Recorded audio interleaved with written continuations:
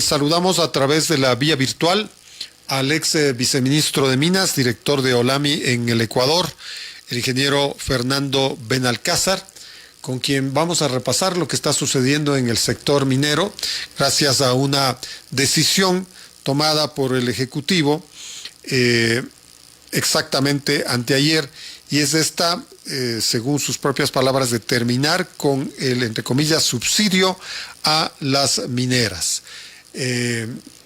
Ingeniero Benalcázar, buenas noches. ¿Cuál es el origen de esta medida tomada hacia el sector minero? Se ha debatido muchísimo en las últimas 48 horas y al parecer la génesis de todo el tema está en la mina Mirador de la empresa Ecuacorriente, que consume 83 megavatios. Estamos hablando que es una quinta parte de todos los aires acondicionados del país, que según el gobierno, según la ministra de Producción, consumen 500 megavatios a nivel nacional. Ecuacorriente se comprometió en su contrato a construir una hidroeléctrica, pero no cumplió con esa cláusula. Ingeniero Benalcázar, buenas noches. Buenas noches, Edgar. Gracias. Como podemos apreciar, estamos disfrutando de los apagones que no estuvieron previstos, pero aquí estamos. Claro, ahí está, es público y notorio. Espero que se me note, pero bueno, he hecho por supuesto, para poder tener esta entrevista a tiempo. De todas maneras, le agradezco que concurra a la entrevista pese a esas difíciles condiciones. Usted dígame si mejora la luz con una de mis lámparas de montaña. Bueno, intento contestar todo el amplio panorama que usted puso ahí. A ver, vamos por partes. La decisión del gobierno yo felicito y creo que es la adecuada y lo he hecho público en mis redes sociales también. ¿Por qué creo que es público? Porque creo que es adecuado. Porque no es justo que nosotros los ecuatorianos, la gente común como usted, yo, nuestras familias y la gente de a pie, como se dice, tengamos en el mejor de los casos una tarifa de 9.1 centavos por kilovatio hora, y aquellos que tienen una vida muy cómoda, muy rica, llena de lujos, llegan a pagar hasta 68.12 centavos por kilovatio hora. Ese es el rango en función de los consumos de la tarifa residencial. Se crea hace algunos años en el plan tarifario una categoría que se llama alto voltaje 2. El alto voltaje 2 está encaminado hacia corporaciones que consumen un alto voltaje y por ende gran cantidad de energía. Y están al momento un par de empresas de aceros, están las dos mineras de escala industrial y está Petroecuador en esa categorización. Y ellos, que generalmente invierten en todo lo que es transmisión y no usan los servicios de distribución porque son servicios de transmisión propia a sus propias subestaciones, es decir, hay una inversión inicial. Ellos están pagando entre 5.1 y 8.14. El 8.14, el límite máximo superior, ni siquiera llega al límite inferior que usted y yo pagamos. Eso es una inconsistencia. Escuché la entrevista que usted tuvo ayer con alguien que defendía de los gremios que no es un subsidio, no le llamemos subsidio. Es una decisión mal tomada por alguien de la Agencia de Regulación y Control Eléctrico, en donde tomaron en cuenta factores técnicos, factores económicos, pero no tomaron en cuenta un concepto básico de nuestra propia Constitución del 314 que habla de la equidad para el tema de los servicios públicos. Entonces, en ese sentido, creo que tiene que ser revisada esa tarifa. Entiendo que la ministra ayer se pronunció, le escuché, por coincidencia estábamos en la misma radio, ella intervino antes que en la entrevista que yo tuve, y ella aseveraba que a partir de hoy que en estos días se iban a definir una tarifa AB2B, B de bola, en donde esté encaminado hacia el sector minero. Y también le escuché a ella decir que a partir de ahora, la empresa Ecuacorriente, materia de la segunda parte de su pregunta, le había prometido a su presidente y gerente que a partir del jueves no se conectaban más a la red en esas 87 megas. Ella dijo 87, no 83, pero eso es irrelevante.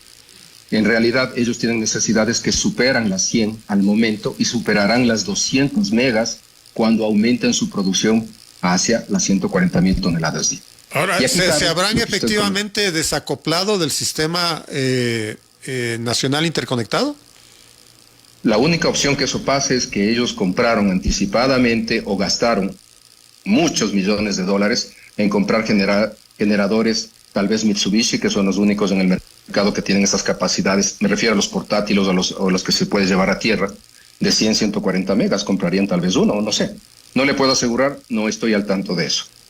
Y algo que me llamó la atención ayer también fue que hablaban de que en promedio ellos están pagando 7 centavos. La empresa que les había autorizado a hablar, que creo que es la de la mina Fruta del Norte. 7 versus 9.1, inconsistente, incoherente. Ahora, la mina Mirador. En efecto, yo leí el reportaje investigativo y la denuncia que hace la hora. Me llamó la atención la precisión de los datos. Pedí información, me pasaron información y ahora puedo confirmar que lo que se habla en ese reportaje es bastante peculiar y fidedigno, porque en el 2012, en marzo del 2012, la empresa Ecuacorriente firma el contrato, el primer contrato de explotación minera en el Ecuador. Tiene varios anexos, creo que los dos más importantes a mencionar es el anexo B, donde está el Plan General de Trabajo e Inversión, así se llama. Es un documento en donde describe qué es lo que van a hacer y adjunta un cronograma de actividades claves y un presupuesto valorado. Ahí se incluye el valor de 216 millones para la construcción del proyecto hidroeléctrico Hidrocruz, que tendrá que estar listo de acuerdo al contrato en el 2015. Eso es muy importante. Y el otro contrato, el otro anexo de ese contrato es el anexo I, importantísimo, porque ahí se refleja todo el proceso de negociación que se da entre finales del 2011 y los primeros días, en donde el ministro de turno de Recursos Naturales No Renovables, tristemente célebre ministro Pastor, y el ministro más famoso, el de Minería, Javier Córdoba, en sendas comunicaciones se ponen de acuerdo con ellos y aprueban 3 puntos importantísimos en el anexo I. Primero, que después de ellos haber hecho la inversión en la línea de transmisión de alto voltaje de Tanday hasta Bomboíza y de ahí a la mina, haciendo un paréntesis, ese mismo compromiso contractual en el 2016 tiene la mina Fruta del Norte, porque es la forma de llevar la energía y conectarse al Sistema Nacional Interconectado. Haciendo un paréntesis, esto se terminó en noviembre del 2019, la construcción, 130 kilómetros, 56 millones de dólares invertidos proporcionalmente por cada empresa. Sí hay esa inversión privada. Pero dice, volviendo al tema, 5 años después de terminada la construcción de la línea, el Estado nos proveerá a través del Sistema Nacional Interconectado energía eléctrica. Segundo, o hasta que la central hidroeléctrica esté en funcionamiento. Segundo, si no abasteciese la central hidroeléctrica Hidrocruz, el Estado nos proveerá a través del Sistema Nacional Interconectado. Y tercer punto, lo mismo que tiene la mina Mirador, la misma Fruta del Norte, en eso es exactamente lo mismo. El Estado nos cobrará a la tarifa requerida y establecida para el sector industrial sin discriminar a ninguna de las empresas mineras. Esto queda en blanco y negro. 2015 no se construyó, por obvias razones. Estaban recién haciendo la mina, no había necesidad y vivíamos del boom de que tenemos hidroelectricidad por todo lado. 2019 terminaron la línea de transmisión. Pero en el 2017 mandan una carta en donde piden al ministerio de turno, al señor Javier Córdoba, que se revea y se revise el anexo B, el plan de trabajo general y de inversiones, y dicen que no van a construir la central hidroeléctrica. Eso se queda en el limbo, queda en el suspenso. Y a propósito de qué se negaron a construir la hidroeléctrica. Porque el contrato, muy bien escrito, a ellos les da la posibilidad de plantear la revisión periódica del plan de trabajo del plan general de trabajo e inversiones, pero tiene que ser de mutuo acuerdo aprobado por el gobierno.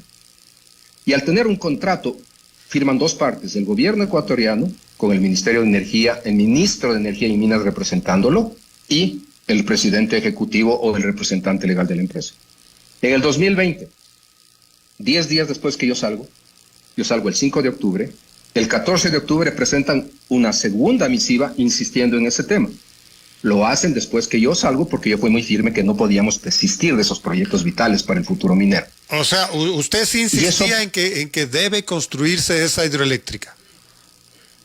Absolutamente, porque aparte de que hay compromisos, ellos un año después de firmado el contrato, firman el contrato de inversión.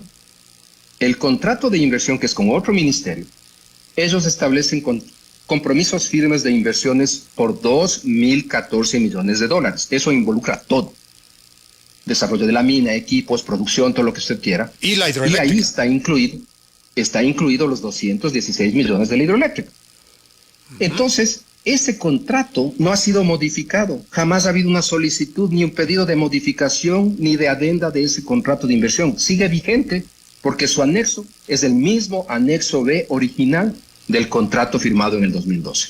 Entonces, para que un contrato cambie, las dos partes tienen que ponerse de acuerdo. Les cito el mismo ejemplo con esta empresa. En el 2019, 2 o 3 semanas antes que arranque en producción, yo estuve involucrado en una adenda del contrato que la firmó el ministro Carlos Pérez como mega ministro de Energía y Minas, en donde era un tema de regalías y era un tema de garantías del contrato.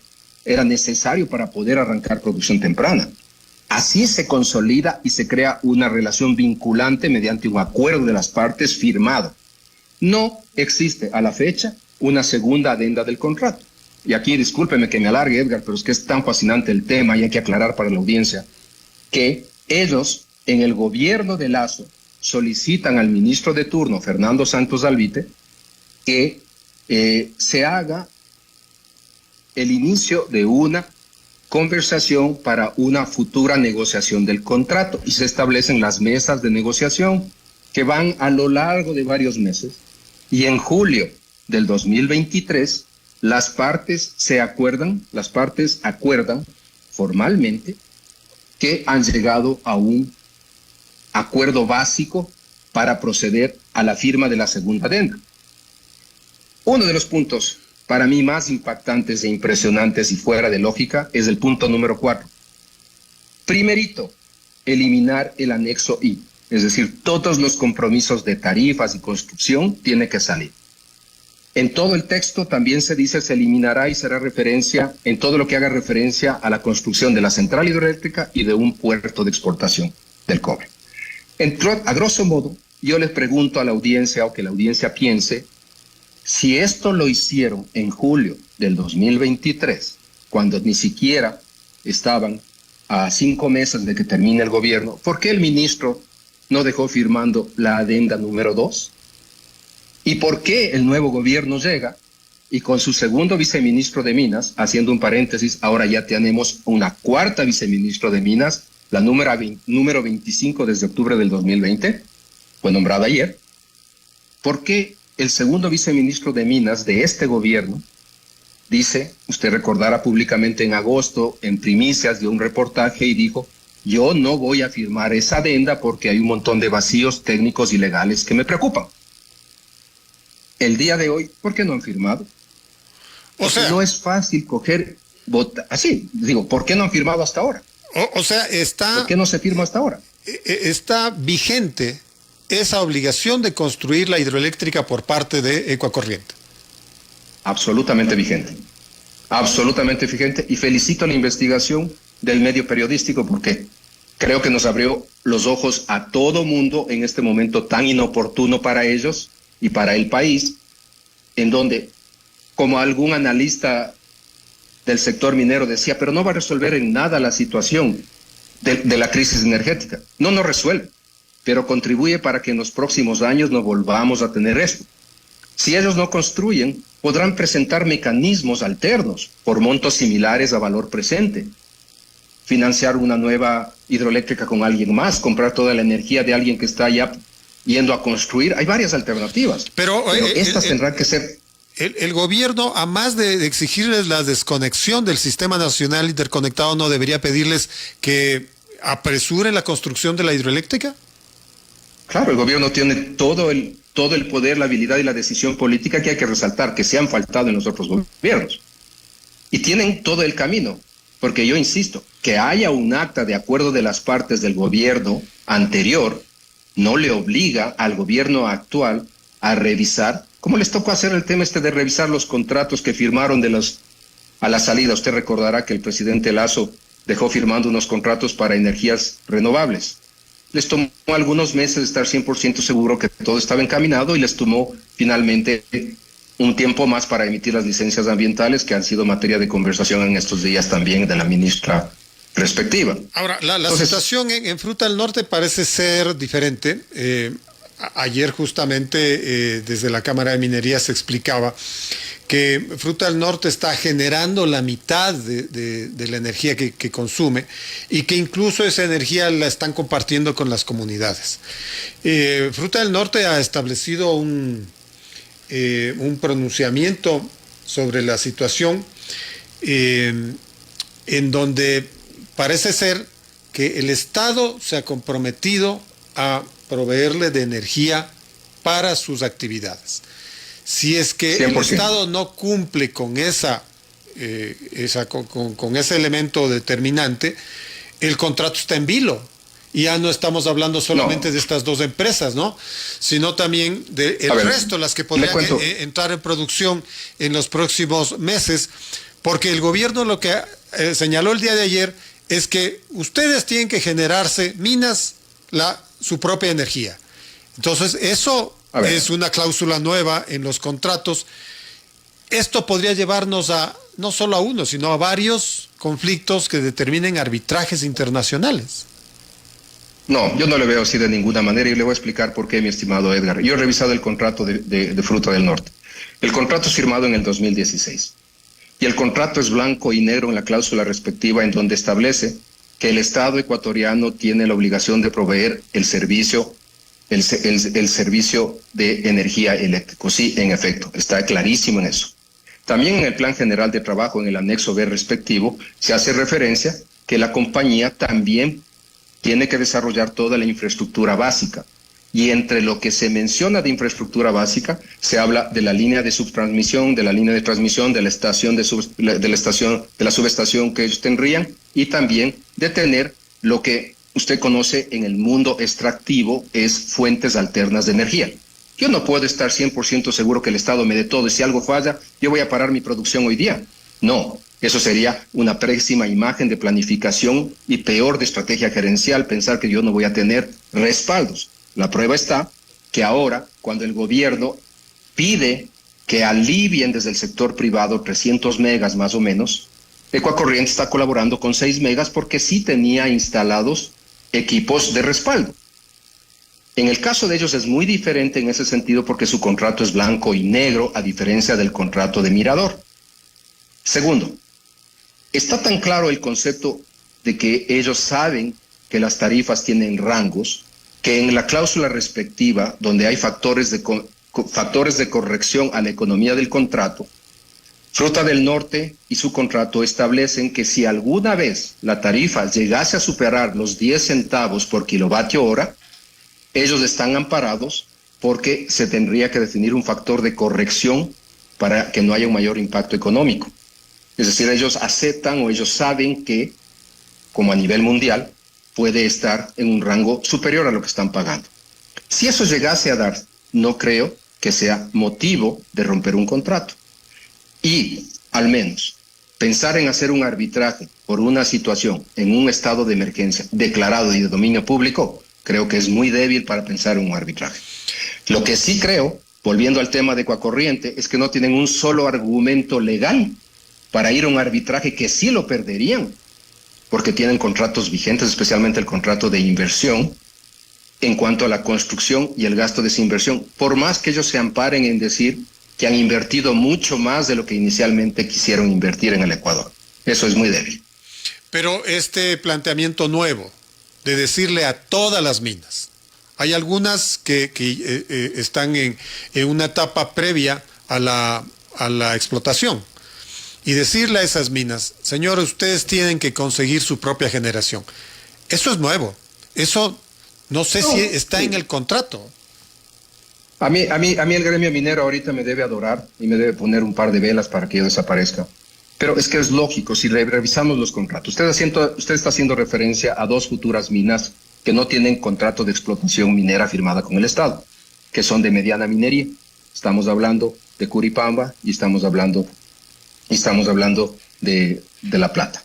La Plata ayer se pronunció que en el diseño de su ingeniería ellos ya tienen concebido y planificado una capacidad de autogeneración de 10 megas, pese a que ellos están a tiro de piedra de Toachi Pilatón. Es sumamente cerca, en línea recta nos llegan a ser 3 kilómetros.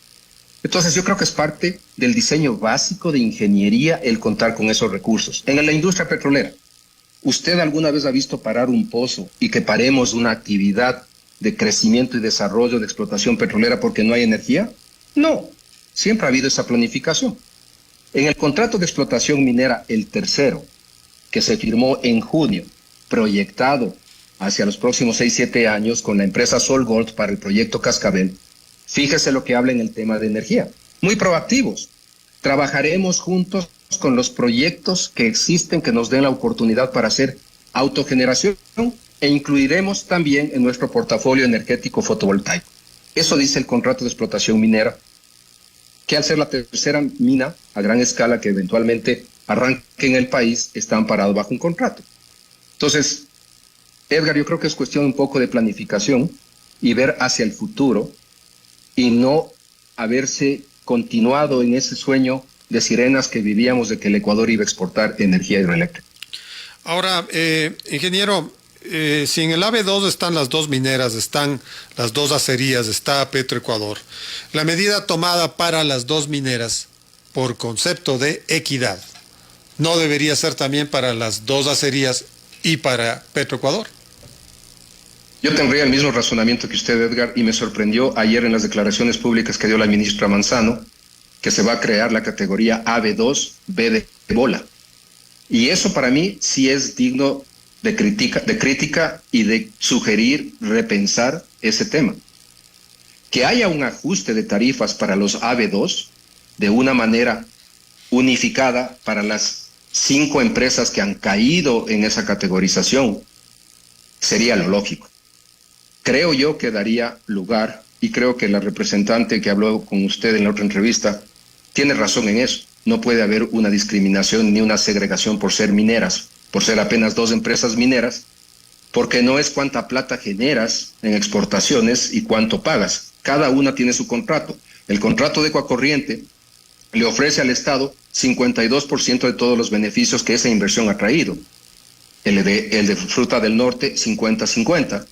Y generan empleo, generan oportunidades. Es decir, ese estudio técnico y ese análisis técnico que me imagino que la Agencia de Regulación y Control Energético está haciendo este momento, bajo las directrices de la ministra y del presidente, tendrán que tomar en cuenta, porque yo sinceramente me preocupo de hablar AB2A, exentos o sin cambios, y AB2B, tal como lo hicieron. Usted ve que las declaraciones de la ministra en la mañana, en esa rueda de prensa tripartita que hicieron, generaron tal revuelco que tuvo que salir la Agencia de Regulación y Control a pronunciarse que las tarifas eléctricas no se topan, excepto aquellas pedidas por el señor presidente para el sector minero. Creo que ese boletín preocupó mucho más al sector minero que ninguna otra cosa. Así que en eso sí coincido con ellos, que hay que ser muy cuidadosos. ¿Quién es la nueva viceministra de Minas? La nueva viceministra de Minas ayer fue anunciada, se llama Rebeca Illescas. Ella fue ministra de Minas. Ella fue viceministra de Javier, del ministro Javier Córdoba. Fue ministra. Fue la última ministra de Minas del correísmo. Y fue la última ministra hasta el 31 de mayo del 2018, que el ministro Carlos Pérez le agradeció y dejó de estar en funciones. Perfecto. Gracias por estos datos, ingeniero Benalcázar. Gracias por la charla. Muchísimas gracias, Edgar, y como siempre, las órdenes. Muchas gracias. Estuvo con nosotros el ex viceministro de Minas, el ingeniero Fernando Benalcázar.